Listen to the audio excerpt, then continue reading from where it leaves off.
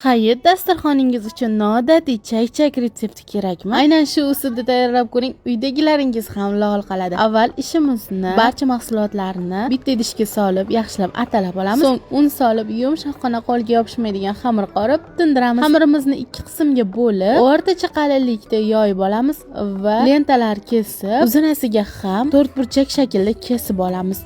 Ana endi bizga yong'oq va xuddi shunaqa chiroyli bezak berish uchun belbog'cha kerak bo'ladi. Xamirimizni ikki qavat qilib solib, o'rtasiga yong'og'imizni qo'yamiz va xuddi videoda ko'rsatilgandek qilib xamirimiz ikki chetini yaxshilab chimchilab olamiz. Belbog'chasini boylab olamiz. Chetlarini chiroyli qilib burama qilib ochib tayyorlab olamiz. Ana endi qozonchamizga ko'proq qilib yog' solamiz va o'rtacha qizib turgan o'rta olovda qizarguncha pishirib olamiz. Pishirish jarayonida orqa oldini o'girib turamiz. Pishgan chakchaklarimizni quruq salfetkamizga suzib olamiz. So'ng qiyomini tayyorlaymiz. Suv va shakarni aralashtirib, qaynab chiqqandan so'ng limon kislotasini solib, yana qaynatamiz. Ustidan asal solib, 10 daqiqa qaynatib o'chiramiz. Qiyomimiz issiqligida esa chakchaklarimizni qiyomga botirib, tarelkamizga terib olamiz va dasturxonga tortamiz. Ishonch bilan ayta olaman, hayit dasturxoningizni ko'rki bo'la oladigan, hattoki zakazga tayyorlab daromad olib keladigan chakchak retsepti bo'ladi. Albatta tayyorlab ko'ring, yoqimli ishtaha. Sahifamga obuna bo'lib, videoga like bosishni unutmang.